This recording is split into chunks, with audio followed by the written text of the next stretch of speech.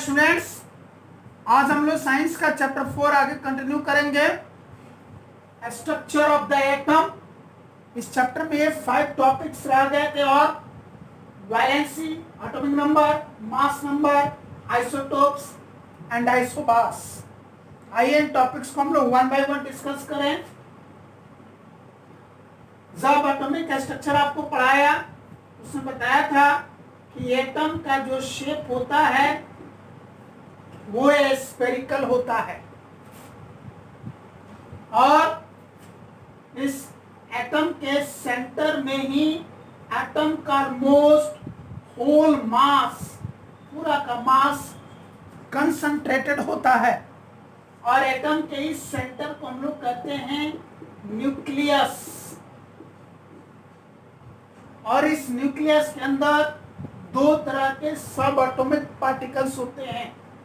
एक होता है प्रोटॉन, जो कि पॉजिटिव चार्ज सब एटॉमिक पार्टिकल होता है, जिसको हम लोग स्मॉल लेटर p+ से रिप्रेजेंट करते हैं। दूसरा जो सब एटॉमिक पार्टिकल होता है वो होता है न्यूट्रॉन, उसको हम लोग स्मॉल लेटर n से रिप्रेजेंट करते हैं। और ये चार्जलेस होता है, इसके ऊपर कोई चार्ज नहीं होता, ना तो पॉजिटिव चार्ज होता है और ना ही नेगेटिव चार्ज होता है। चूंकि ये प्रोटॉन और न्यूट्रॉन ये दोनों ही एटम के न्यूक्लियस में पाए जाते हैं, इसीलिए इन दोनों सब एटॉमिक पार्टिकल्स को न्यूक्लियॉन्स भी बोला जाता है। क्या बोला जाता है? न्यूक्लियॉन्स, ये बोला जाता है इनको। किसको किसको? प्रोटॉन और न्यूट्रॉन को। चूंकि ये न्यूक्लियस में पाए जाते हैं इसीलिए इनको न्यूक्लियॉन्स भी बोला जाता है। अब है बताया था आपको कि इस न्यूक्लियस के चारों तरफ सर्कुलर पाथ बने होते हैं। इन सर्कुलर पाथ को हम लोग क्या कहते हैं? ऑर्बिट्स। ये जो सर्कुलर पाथ्स बने हुए हैं न्यूक्लियस के चारों तरफ, इनको हम लोग कहते हैं ऑर्बिट्स या फिर शेल्स या फिर एनर्जी लेवल्स, इनको बोलते हैं। ये जो ऑर्बिट्स है, शेल्स, एनर्जी लेवल्स होते हैं, इसी में नेगेटिव चार्ज सब एटॉमिक पार्टिकल्स इलेक्ट्रॉन्स एग्जिस्ट करते हैं, जिनको तो हम लोग स्मॉल लेटर E- से रिप्रेजेंट करते हैं। E फॉर इलेक्ट्रॉन और माइनस इसलिए कि ये नेगेटिवली चार्ज सब एटॉमिक पार्टिकल होते हैं। अब इन इलेक्ट्रॉन्स के डिस्ट्रीब्यूशन के बारे में भी आपको बताया था। उससे पहले ये भी आपको याद दिला दूं कि ये भी मैं बताया था कि इन जो ऑर्बिट्स की जो नेमिंग होती है न्यूक्लियस की तरफ से होती है। न्यूक्लियस से शुरू करके बाहर की तरफ जाते हैं और दो तरीके से इनकी नेमिंग होती है। इंग्लिश के कैपिटल लेटर्स में तो ये K, L, M, N and so on जाते हैं इंग्लिश के कैपिटल लेटर्स में, या फिर न्यूमेरिकली तो K को हम लोग n=1, L को n=2, M को n=3 एंड N को n=4 and so on, n=5, n=6, n=7, ऐसे ये काउंटिंग बढ़ती चली जाती है। न्यूक्लियस और फर्स्ट ऑर्बिट के बीच में जो गैप होता है इसकी तुलना में अधिक गैप होता है फर्स्ट ऑर्बिट और सेकंड ऑर्बिट के बीच में, उससे अधिक गैप होता है सेकंड ऑर्बिट और थर्ड ऑर्बिट के बीच में, उससे भी अधिक गैप होता है थर्ड ऑर्बिट और फोर्थ ऑर्बिट के बीच में। इन गैप्स को एनर्जी गैप्स बोलते हैं हम लोग, एनर्जी गैप्स। इन गैप्स को ये बोलते हैं हम लोग। अब है इलेक्ट्रॉन्स का डिस्ट्रीब्यूशन। इलेक्ट्रॉन के डिस्ट्रीब्यूशन के लिए आपको फॉर्मूला पढ़ाया था 2n², जहां पर n क्या है? नंबर ऑफ ऑर्बिट है।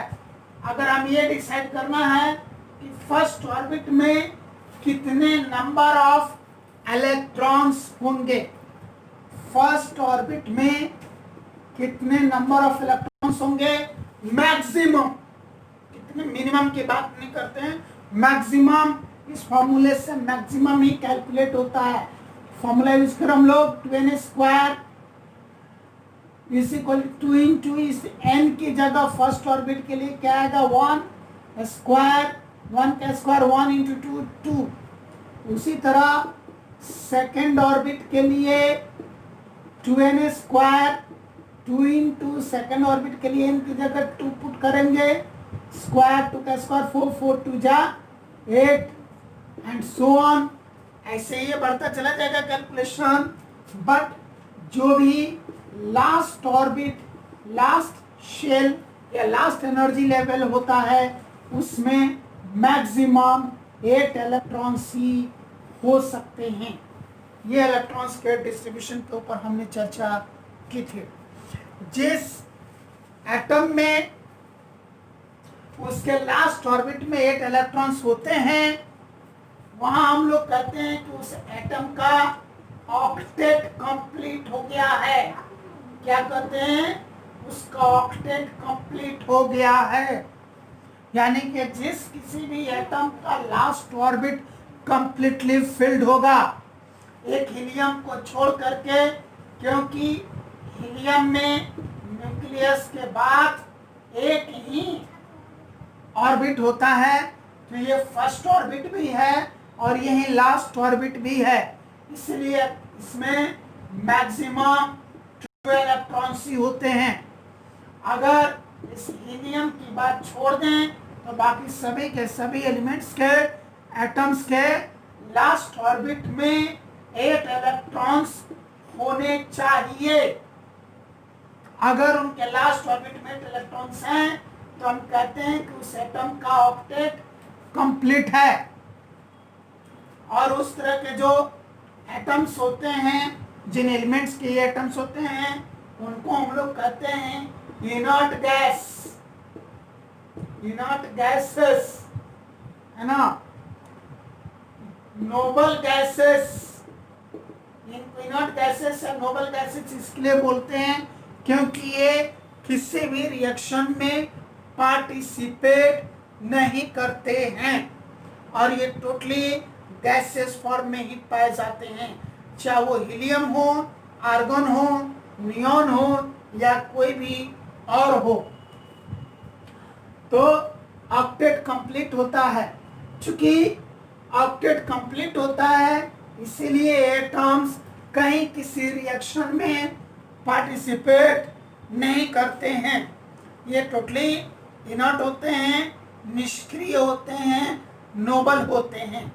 लेकिन अगर ऑक्टेट कंप्लीट नहीं है तब क्या होगा? इसका अर्थ ये है कि किसी भी एटम के लास्ट ऑर्बिट में या तो 1 इलेक्ट्रॉन हो सकता है या फिर 2 इलेक्ट्रॉन्स हो सकते हैं, 3 इलेक्ट्रॉन्स हो सकते हैं, 4 इलेक्ट्रॉन्स हो सकते हैं, 5 इलेक्ट्रॉन्स हो सकते हैं, 6 इलेक्ट्रॉन्स हो सकते हैं, 7 इलेक्ट्रॉन्स हो सकते हैं और 8 इलेक्ट्रॉन्स हो सकते हैं। अगर एटम के लास्ट ऑर्बिट में 8 इलेक्ट्रॉन्स हैं, इसका अर्थ है उस एटम का ऑक्टेट कंप्लीट है, वो इनर्ट गैस कॉन्फ़िगरेशन को अचीव कर चुका है, वो नोबल गैस कॉन्फ़िगरेशन को अचीव कर चुका है, इसलिए वो टोटली इनरिएक्टिव होता है, निष्क्रिय होता है, वो किसी भी रिएक्शन में पार्टिसिपेट नहीं करेगा, वो किसी से किसी तरह का कोई भी लेन देन नहीं करेगा, कोई बॉन्डिंग नहीं करेगा। लेकिन अगर 8 इलेक्ट्रॉन्स नहीं है तो क्या होगा?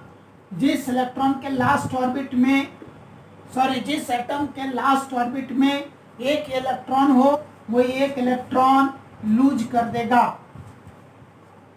जिस एटम के लास्ट ऑर्बिट में 2 इलेक्ट्रॉन्स हो, वो 2 इलेक्ट्रॉन्स लूज कर देगा।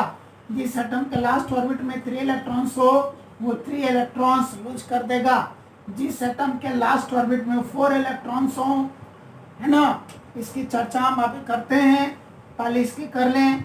जिस एटम के लास्ट ऑर्बिट में 5 इलेक्ट्रॉन्स हो, वो 3 इलेक्ट्रॉन्स गेन करेगा। जिस एटम के लास्ट ऑर्बिट में 6 इलेक्ट्रॉन्स हो, वो 2 एटम्स गेन करेगा। और जिस एटम के लास्ट ऑर्बिट में 7 इलेक्ट्रॉन्स हो, ऑक्टेट कंप्लीट करने के लिए 1 इलेक्ट्रॉन गेन करेगा। यहाँ पर चाहे एटम इलेक्ट्रॉन्स लूज करे या गेन करे तो या फिर शेयरिंग करे, उसको एनर्जी की जरूरत होती है। विदाउट एनर्जी एटम ना तो इलेक्ट्रॉन्स लूज कर सकता है, ना इलेक्ट्रॉन्स गेन कर सकता है, और ना ही इलेक्ट्रॉन्स शेयर कर सकता है। एक इलेक्ट्रॉन को लूज करने में जितने एनर्जी की जरूरत होती है, ठीक उतनी ही एनर्जी की जरूरत होती है एक इलेक्ट्रॉन गेन करने में। एक इलेक्ट्रॉन गेन करने में जितनी एनर्जी की जरूरत होती है, ठीक उतनी एनर्जी की जरूरत होती है एक इलेक्ट्रॉन लूज करने में। बट एक इलेक्ट्रॉन शेयर करने में इसकी तुलना में कम एनर्जी की जरूरत होती है। यानी कि इलेक्ट्रॉन लूज करें और गेन करने में सेम एनर्जी जरूरत होती है, बट उसकी तुलना में कम एनर्जी की रिक्वायरमेंट होती है इलेक्ट्रॉन्स को शेयर करने में। एक एटम जितनी अधिक संख्या में इलेक्ट्रॉन्स लूज करता है या गेन करता है, उसको उतनी हाई अमाउंट में एनर्जी की जरूरत पड़ती है, और वो जितने कम नंबर में इलेक्ट्रॉन्स लूज या गेन करता है, उसको उतने ही कम अमाउंट में एनर्जी की जरूरत होती है। इसीलिए यहाँ पर जब लास्ट ऑर्बिट में 1 इलेक्ट्रॉन था, तो एटम को 1 इलेक्ट्रॉन या तो यह लूज कर सकता है या फिर 7 इलेक्ट्रॉन्स गेन कर सकता है। 1 इलेक्ट्रॉन लूज करने में इसको बहुत कम एनर्जी की जरूरत पड़ेगी, और 7 इलेक्ट्रॉन्स गेन करने में बहुत अधिक एनर्जी की जरूरत पड़ेगी। इसलिए एटम 1 इलेक्ट्रॉन लूज करता है, 7 इलेक्ट्रॉन्स गेन नहीं करता है। ठीक उसी तरह जिस एटम के लास्ट ऑर्बिट में 2 इलेक्ट्रॉन्स हो, ये या तो 2 इलेक्ट्रॉन्स लूज करेगा या 6 इलेक्ट्रॉन्स गेन करेगा।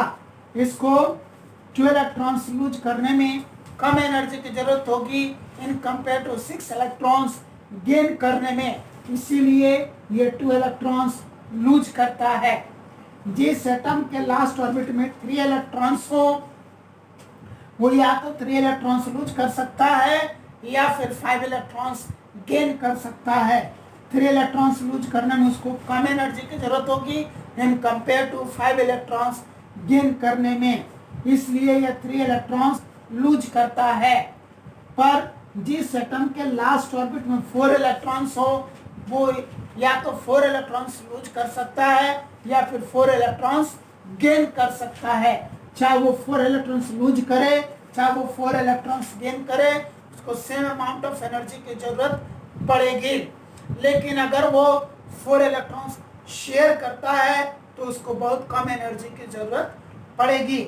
इसीलिए ये ना तो 4 इलेक्ट्रॉन्स लूज करता है और ना ही ये 4 इलेक्ट्रॉन्स गेन करता है। फिर ये क्या करता है? 4 इलेक्ट्रॉन्स शेयर करता है। 4 इलेक्ट्रॉन्स शेयर करता है। ठीक उसी तरह जिस एटम के लास्ट ऑर्बिट में 5 इलेक्ट्रॉन्स होते हैं, या तो वो 5 इलेक्ट्रॉन्स लूज कर सकता है या फिर 3 इलेक्ट्रॉन्स गेन कर सकता है। 5 इलेक्ट्रॉन्स लूज करने की तुलना में कम एनर्जी रिक्वायर्ड होती है 3 इलेक्ट्रॉन्स गेन करने में, इसीलिए ये एटम 3 इलेक्ट्रॉन्स गेन करता है।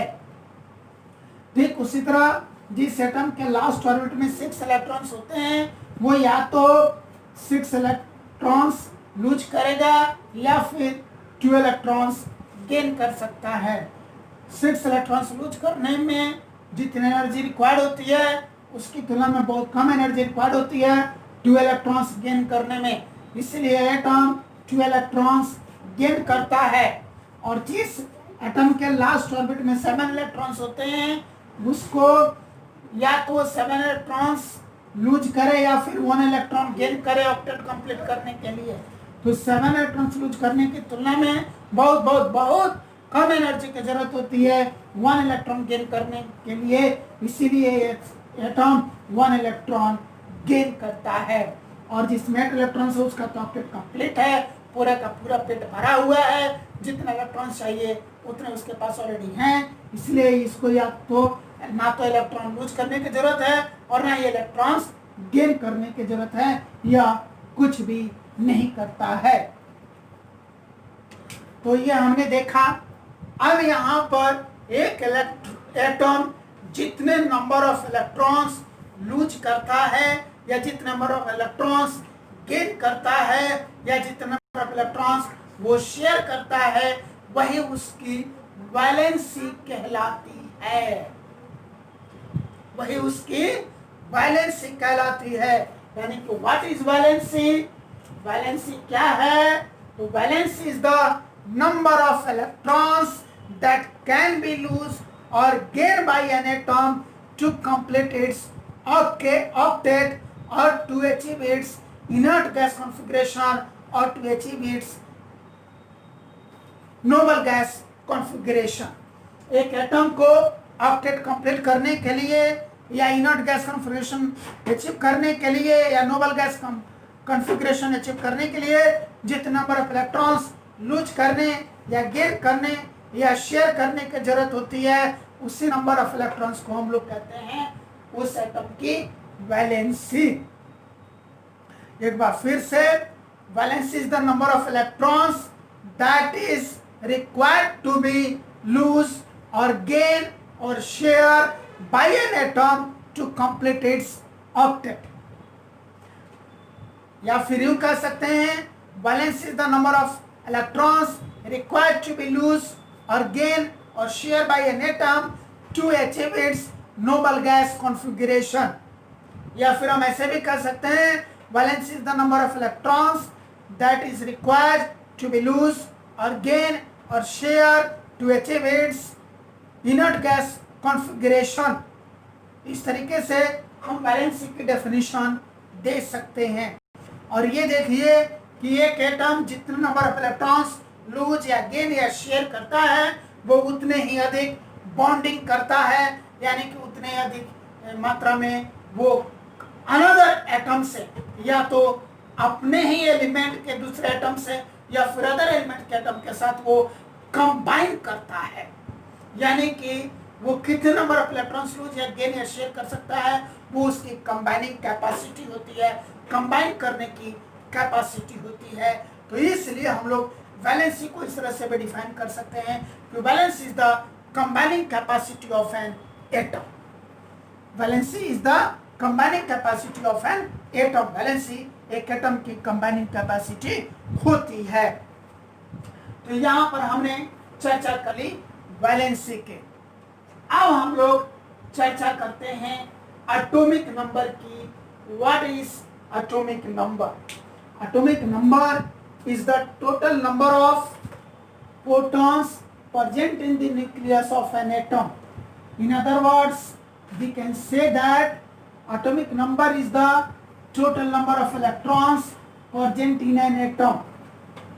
यानी कि हम दो तरीके से एटॉमिक नंबर को डिफाइन कर रहे हैं। एक तरीका में ये कह रहे हैं कि एक एटम के न्यूक्लियस में जितने भी नंबर ऑफ प्रोटॉन्स होते हैं, उन्हीं नंबर ऑफ प्रोटॉन्स को हम उस एटम का एटॉमिक नंबर कहते हैं। या फिर एक एटम में जितने भी नंबर ऑफ इलेक्ट्रॉन्स होते हैं, हम उसी नंबर ऑफ इलेक्ट्रॉन्स को उस एटम के लिए एटॉमिक नंबर कहते हैं।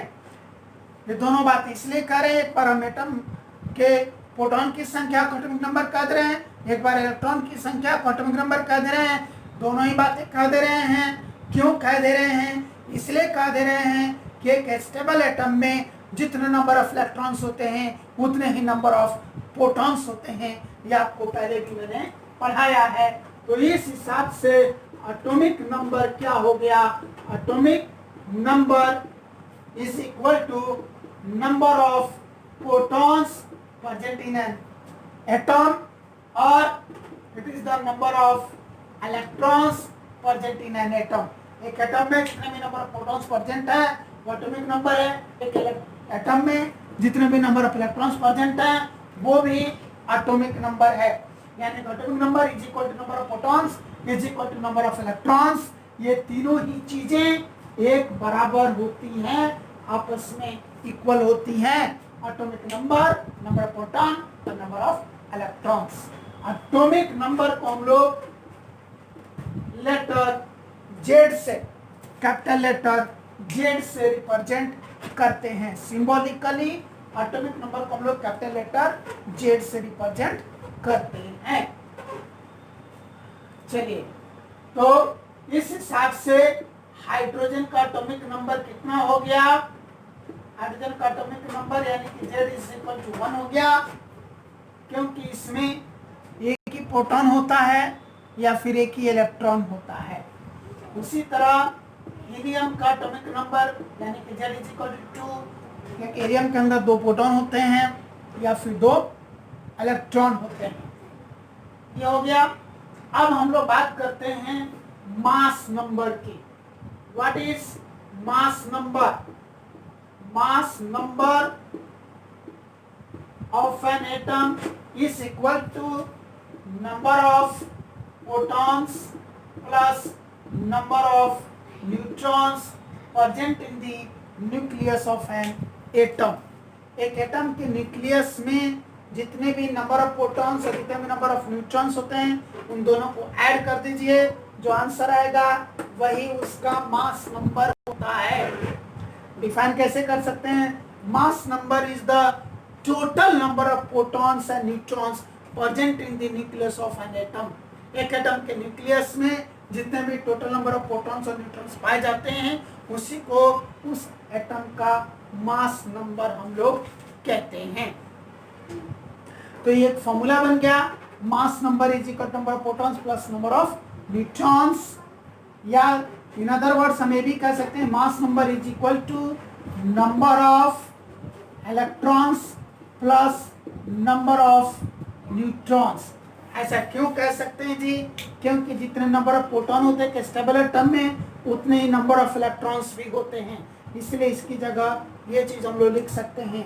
यह भी कह सकते हैं mass number is equal to atomic number plus number of neutron. ऐसा क्यों कर सकते हैं जी? क्योंकि जो नंबर ऑफ प्रोटॉन होता है वही तो एटॉमिक नंबर होता है, जो नंबर ऑफ इलेक्ट्रॉन होता है वही तो एटॉमिक नंबर होता है।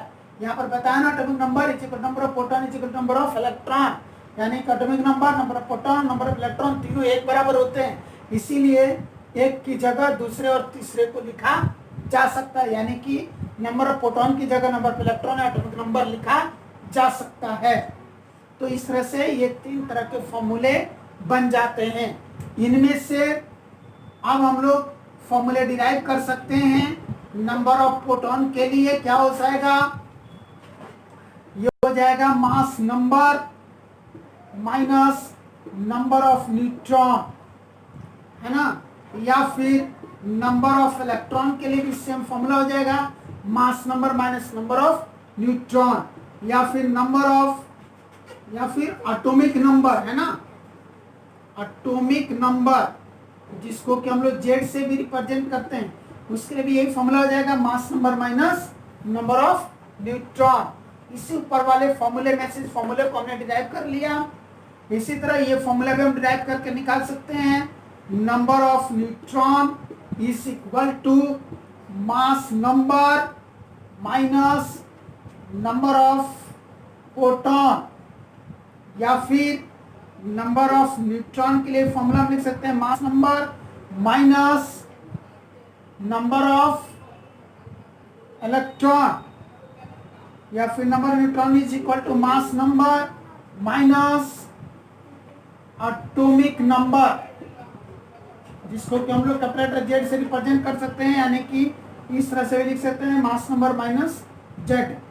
तो ये सारे फॉर्मूले हम लोग इसमें से डिराइव कर सकते हैं। इन फॉर्मूलेस को आपको याद करके रखना पड़ेगा न्यूमेरिकल्स के लिए, ये फॉर्मूले आपके काम में आएंगे।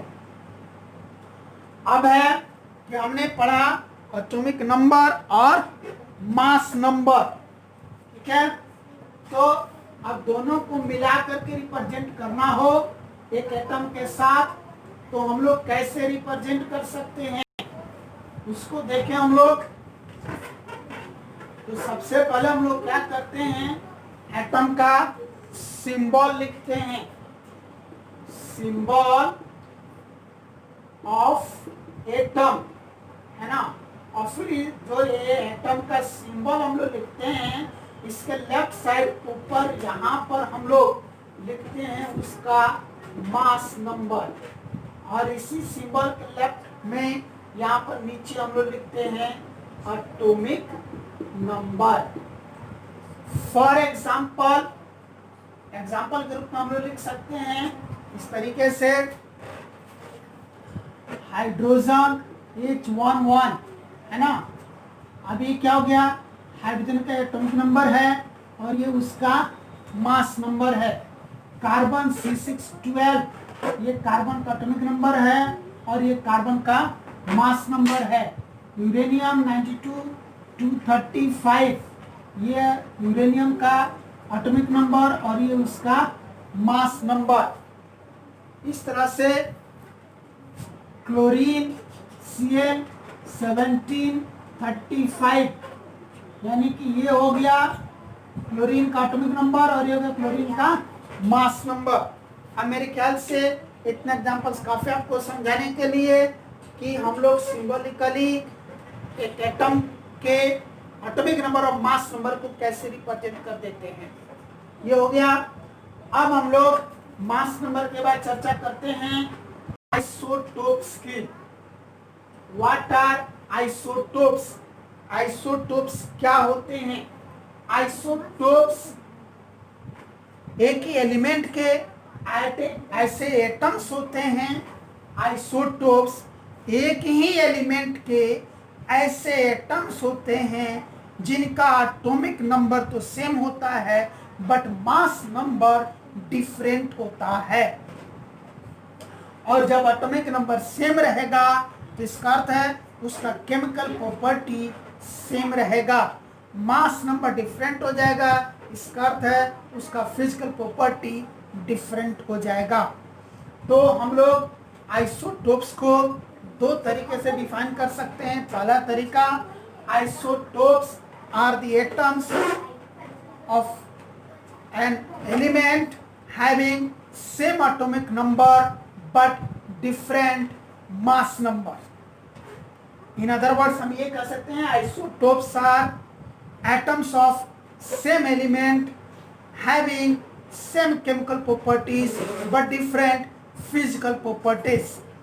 यानी कि आइसोटोप्स एक एलिमेंट के ऐसे एटम्स होते हैं जिनका एटॉमिक नंबर सेम होता है बट मास नंबर डिफरेंट होता है। या फिर यूं कहें कि आइसोटोप्स एक ही एलिमेंट के ऐसे एटम्स होते हैं जिनका केमिकल प्रॉपर्टीज सेम होता है बट फिजिकल प्रॉपर्टीज डिफरेंट होता है।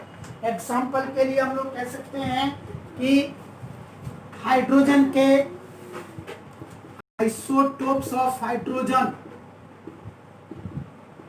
हाइड्रोजन के कितना आइसोटोप्स? हाइड्रोजन के 3 आइसोटोप्स होते हैं जी, 3 isotopes H11, H12 and H13। देखिए एक ही एलिमेंट है हाइड्रोजन, एक ही एलिमेंट हाइड्रोजन के ये 3 तरह के एटम्स हो गए। इन तीनों ही तरह के एटम्स हम देख सकते हैं कि तीनों का ये जो एटॉमिक नंबर है वो 1-1 है, यानी कि एटॉमिक नंबर सेम है बट डिफरेंट मास नंबर है। मास नंबर इनका डिफरेंट है, इसका मास नंबर 1 है, इसका मास नंबर 2 है, इसका मास नंबर 3 है, मास नंबर डिफरेंट है। इसका अर्थ ये हुआ कि इन तीनों ही एटम्स में क्या होंगे, नंबर ऑफ इलेक्ट्रॉन्स सेम होंगे, नंबर ऑफ प्रोटॉन्स भी सेम होंगे बट नंबर ऑफ न्यूट्रॉन्स ये डिफरेंट होंगे। क्योंकि जो नंबर ऑफ इलेक्ट्रॉन होता है वही नंबर ऑफ प्रोटॉन होता है और वही एटॉमिक नंबर होता है। यानी कि number of electron, number of proton और number of atomic number, number of electron, number of proton और एटॉमिक नंबर, ये तीनों सेम चीजें होती हैं। इसका अर्थ है कि इसमें एक ही इलेक्ट्रॉन है, एटॉमिक नंबर 1 है, यानी कि एक इलेक्ट्रॉन है, एक ही प्रोटॉन है और एक ही एटॉमिक नंबर है। तो मास नंबर डिफरेंट कैसे हो गया? मास नंबर कैसे आता है? अब ये भी पढ़ाया था ना, mass number is equal to क्या पढ़ाया था? Atomic number plus number of neutron. Atomic number में नंबर ऑफ न्यूट्रॉन प्लस करते हैं, यानी कि नंबर ऑफ इलेक्ट्रॉन में नंबर ऑफ न्यूट्रॉन प्लस करते हैं, नंबर ऑफ प्रोटॉन में नंबर ऑफ न्यूट्रॉन प्लस करते हैं। तो ये तो नंबर ऑफ इलेक्ट्रॉन और नंबर ऑफ प्रोटॉन और एटॉमिक नंबर ये तो 1 है। फिर यहाँ पर नंबर ऑफ न्यूट्रॉन 0 होगा, यानी कि न्यूट्रॉन नहीं होगा, तभी तो उसका मास नंबर 1 बना होगा। यहाँ पर एटॉमिक नंबर यानी कि number of electron number proton 1 होगा और वहां पर एक न्यूट्रॉन आया होगा, तभी तो मिलकर के मास नंबर 2 बना होगा। यहाँ पर एटॉमिक नंबर या number of electron number of proton 1 होगा और यहाँ पर 2 न्यूट्रॉन आ गया होगा, तभी ये मिलकर के 3 1 + 2 3 इसका मास नंबर बना होगा। यानी कि ये वेरिएशन नंबर ऑफ न्यूट्रॉन्स के कारण है। ये वेरिएशन किसके कारण है? नंबर ऑफ न्यूट्रॉन के कारण है। Number of neutron he decide करता है कि किस एलिमेंट के कितने आइसोटोप्स होंगे। तो ये हाइड्रोजन का आइसोटोप्स हो गया, ठीक है। अब है इनको तो ये H11 को H से ही रिप्रेजेंट कर लेते हैं और H12 को कैपिटल लेटर D से रिप्रेजेंट करते हैं और H13 को कैपिटल लेटर T से रिप्रेजेंट करते हैं, ठीक है। ये हो गया प्रोटियम, ये हो गया ड्यूटेरियम और ये हो गया ट्रिटियम। क्या क्या? Protium, deuterium and tritium. ये हो गए आइसोटोप्स हाइड्रोजन के। इसी तरह से isotopes of carbon, C for carbon का आइसोटोप्स एक होता है C612 और दूसरा होता है C614। यहां देख सकते हैं दोनों का एटॉमिक नंबर क्या है? सेम है, मास नंबर डिफरेंट है। इसका अर्थ है कि कार्बन के इन दोनों ही तरह के एटम्स में जो एटॉमिक नंबर है या नंबर ऑफ इलेक्ट्रॉन है या नंबर ऑफ प्रोटॉन है, ये सेम है ना। अंतर कहाँ है? नंबर ऑफ न्यूट्रॉन में। जब नंबर ऑफ न्यूट्रॉन 6 होगा तभी इसका मास नंबर 12 बना होगा और जब नंबर ऑफ न्यूट्रॉन 8 हो गया होगा तो ये मास नंबर 14 हो गया होगा। यानी कि सारा डिफरेंस किसके कारण आ रहा है? नंबर ऑफ न्यूट्रॉन के कारण हो रहा है। इसी तरह आइसोटोप्स ऑफ क्लोरीन ले सकते हैं। क्लोरीन का Cl1735 एंड Cl1737, ये क्लोरीन का आइसोटोप्स हो गए। उसी तरह isotopes of uranium, uranium 92-235 and uranium 92-238, ये आइसोटोप्स हो गए यूरेनियम के। तो अलग अलग आयोडीन के भी आइसोटोप्स होते हैं। आयोडीन का एक आइसोटोप का यूज होता है ग्वाइटर, जो रोग होता है ना डेफिशिएंसी ऑफ आयोडीन के कारण से, डेफिशिएंसी डिजीज आयोडीन की, ग्वाइटर, उसके ट्रीटमेंट में आयोडीन का एक आइसोटोप यूज होता है। यूरेनियम का जो है एक आइसोटोप है, उसका इस्तेमाल होता है न्यूक्लियर रिएक्टर में tremendously high amount of energy release करने के लिए, है ना। उसका एक आइसोटोप का इस्तेमाल एटम बम बनाने में भी होता है। उसी तरह से अलग अलग आइसोटोप्स के अलग अलग यूजेस भी होते हैं। तो अगर कि एक ही एलिमेंट के सब एक से अधिक तरह के एटम्स हो गए, है ना, एलिमेंट तो सेम है बट एटम्स उसमें डिफरेंट हो गए, ऐसे ऐसे एटम्स हो गए, एटॉमिक नंबर तो सेम रह रहा है, मास नंबर डिफरेंट हो जा रहा है और वो डिफरेंस क्रिएट हो रहा है नंबर ऑफ न्यूट्रॉन्स की वजह से। फिर ऐसे में उस एलिमेंट के मास को हम कैसे डिसाइड करें? सबका मास तो डिफरेंट आ रहा है, तो हम कैसे डिवाइड करें? जैसे कि यहाँ पर आप क्लोरीन का एग्जाम्पल ले लीजिए। यहाँ पर क्लोरीन का मास नंबर 35 और यहाँ पर मास नंबर 37 है। अब हम कौन सा यूज करें, कौन सा यूज नहीं करें, हम तो कंफ्यूज हो गए ना। और ज़्यादातर जो एलिमेंट्स होते हैं वो मिक्सचर के फॉर्म में पाए जाते हैं। ऐसे मिक्सचर्स में, यानी कि उन एलिमेंट्स को मिक्सचर्स में उनके सारे के सारे आइसोटोप्स पाए जाते हैं, बट हाँ उनके पाए जाने का जो रेशियो होता है वो डिफरेंट होता है। तो उसे डिफरेंट रेशियो के अनुसार हम उनके लिए एक कॉमन मास नंबर कैलकुलेट करके निकालते हैं। चलिए इस बात को एक एग्जांपल से हम लोग समझने की कोशिश करते हैं। जैसे हम लोग ले लेते हैं क्लोरीन को, सिंबल क्या होता है क्लोरीन का, Cl होता है ना। ये क्लोरीन हमेशा मिक्सचर में पाया जाता है और इसके मिक्सचर में इसके जो दो आइसोटोप्स हैं, एक आइसोटोप है Cl1735 एंड दूसरा आइसोटोप है Cl1737। ये दोनों ही आइसोटोप्स उसके मिक्सचर में पाए जाते हैं, क्लोरीन के मिक्सचर में 3:1 के रेशियो में। यानी कि टोटल 4 पार्ट्स में 3 पार्ट्स होते हैं Cl1735 के और 1 पार्ट होता है Cl1737 का। अगर इसको हम लोग परसेंटेज में कैलकुलेट करें यानी कि 3 + 1 ये टोटल 4 पार्ट हो गए। 4 पार्ट में से 3 पार्ट Cl1735 के परसेंटेज में कैलकुलेट करने के लिए किसी भी नंबर को परसेंट में चेंज करने के लिए हम क्या करते हैं, उस नंबर को 100 से मल्टीप्लाई करते हैं ना। तो इसको भी 100 से मल्टीप्लाई कर देंगे हम, तो 425 जा 100 होता है ना, एंड 25 3 जा 75। यानी कि ये जो पाया जा रहा है ये उसमें 75% होगा उस मिक्सचर में। और इसका परसेंटेज अब कितना बच गया, नेचुरली 25% बच गया। जहाँ पूरी बात 100% की होती है, 75% Cl1735 है, तो जाहिर सी बात है 25% Cl1737 होगा। अगर ऐसे यकीन नहीं है तो हम कैलकुलेट भी कर सकते हैं। ये हो गया 1 पार्ट है 4 पार्ट में, out of total 4 part 1 part ही है Cl1737। परसेंट में कैलकुलेट करने पे इंटू 100, 4 से कैंसिल करके 425 का 100 होता है ना, ये बन गया 25%। यानी कि ये हो गया 25%। अब इसी के अनुसार हम लोग इसका मास कैलकुलेट कर लेंगे। आइए कैलकुलेट करते हैं मास।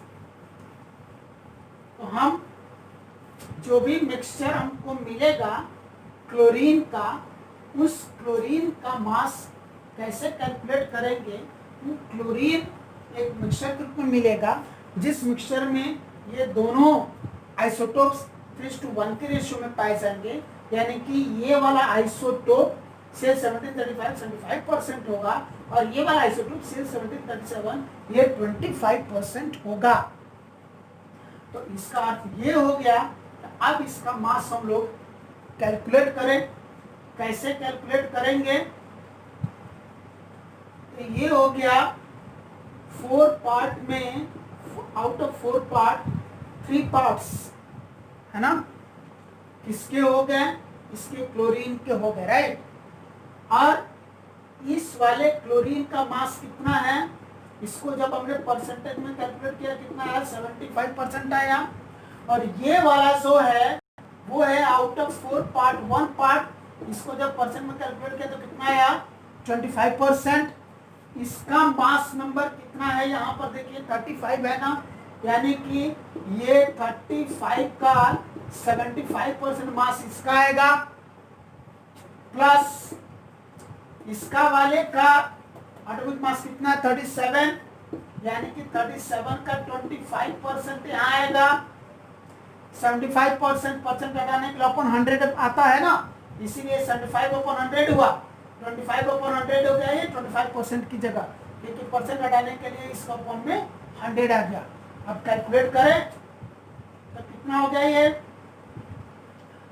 25 3 जा, 25 4 जा, 25 1 जा, 25 4 जा, है ना।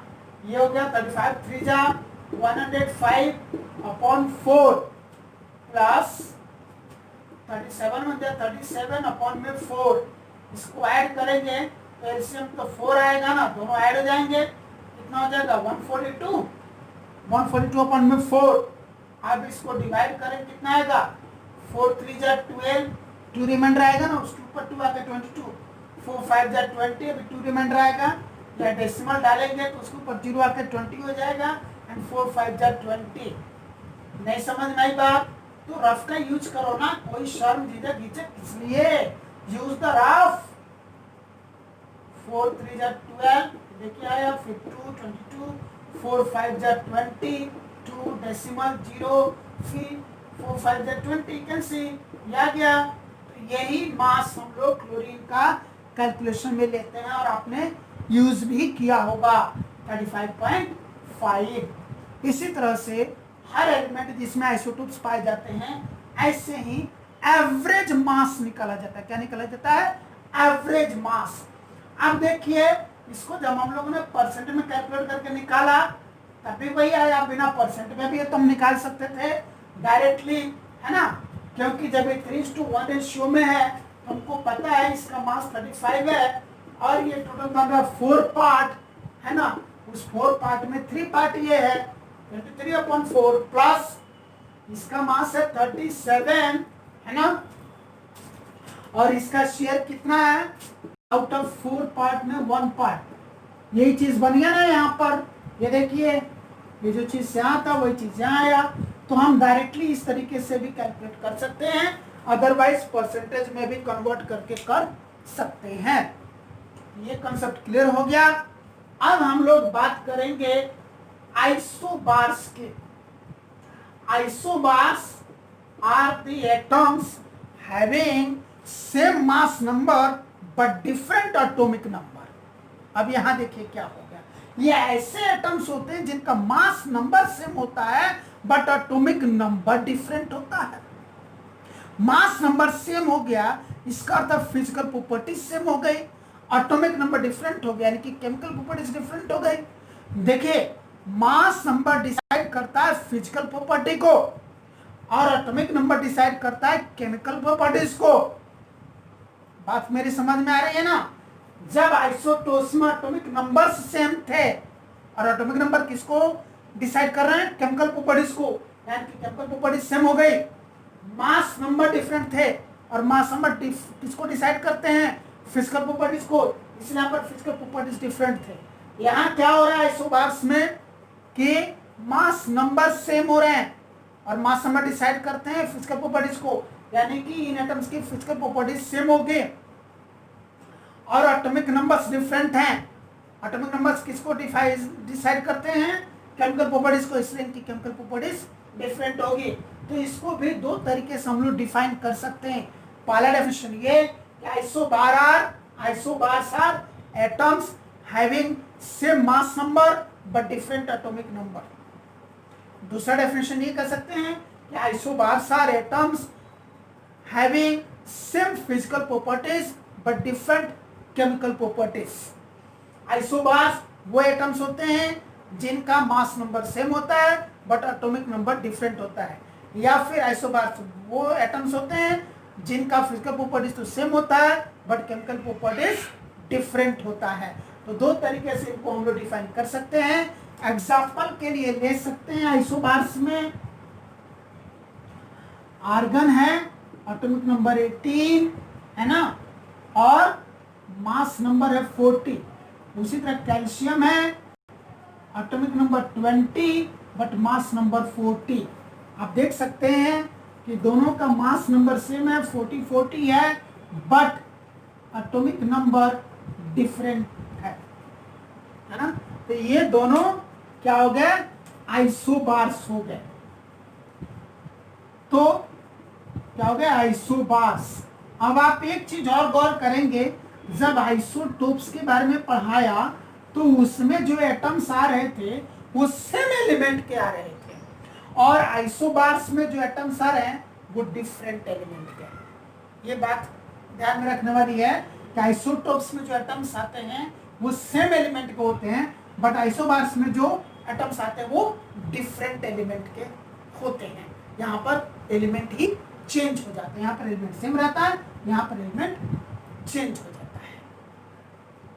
यहाँ पर इस चैप्टर में जितने भी टॉपिक्स थे वो सारे के सारे कवर हो गए, यानी कि यहाँ पर ये चैप्टर द एंड होता है। अब ये आपकी जिम्मेदारी है कि आप इस पूरे चैप्टर पर कंप्लीट कमांड करें। क्या करें? इस पूरे चैप्टर पर आप कंप्लीट कमांड करें। इस चैप्टर से रिलेटेड जो रिवीजन नोट्स हैं वो हमने ऐप के स्टडी मटेरियल में डाल रखे हैं, आप वहाँ से रिवीजन नोट्स भी रिफर कर सकते हैं। बेशक पढ़ाई अभी आपकी स्लो हो रही है। स्लो क्या हो रही है, इतने कम समय में हमने 4 चैप्टर्स कवर कर लिए, स्पीड बिल्कुल ठीक है। नेक्स्ट क्लास में हम लोग चैप्टर 5 शुरू करेंगे, है ना। बट जो नोट्स हैं आपके टेक्स्ट बुक में टोटल 15 चैप्टर्स हैं, और 15 के 15 चैप्टर्स के रिवीजन नोट्स आपके ऐप के स्टडी मटेरियल में हमने अपलोड कर दिए हैं। चैप्टर 1 और चैप्टर 2 के रिलेटेड रिवीजन नोट्स के साथ साथ टेक्स्ट बुक के सारे क्वेश्चंस के आंसर्स भी उसमें अपलोड कर दिए हैं, और क्वेश्चन बैंक भी सॉल्यूशन के साथ हमने उसमें अपलोड कर दिए हैं। इसी तरह से धीरे धीरे चैप्टर 3 से लेकर के चैप्टर 15 तक के भी टेक्स्ट बुक के सारे क्वेश्चंस का आंसर्स भी हम अपलोड कर देंगे, और क्वेश्चन बैंक भी विद सॉल्यूशन अपलोड कर देंगे। तो हमारी तरफ से काम तेजी से हो रहा है। अब ये आपकी जिम्मेदारी है कि आप भी उसी स्पीड से काम करें और अपने आप को अप टू डेट रखें।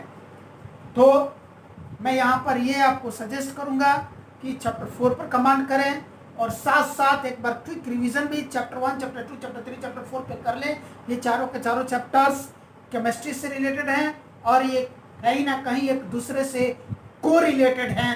तो इनको एक बार आप क्विकली रिवाइज कर लेंगे तो आगे आपको प्रॉब्लम नहीं आएगी। और इस नकल क्लास में हम लोग नेक्स्ट चैप्टर 5 शुरू करेंगे, जो कि बायो का चैप्टर है, बायोलॉजी का चैप्टर है। तो हम लोग कोशिश करेंगे कि बायोलॉजी के जितने चैप्टर्स हैं उसको हम लोग टुगेदर एक साथ कर लें, क्योंकि वो एक बार फिर से वही वाली बात है कि वो सारे एक दूसरे से को रिलेटेड होते हैं, तो अंडरस्टैंडिंग में आपको बेटर रहेगा। फिर हम लोग फिजिक्स के भी सारे चैप्टर्स टुगेदर कर लेंगे। Thank you, wish you all the best.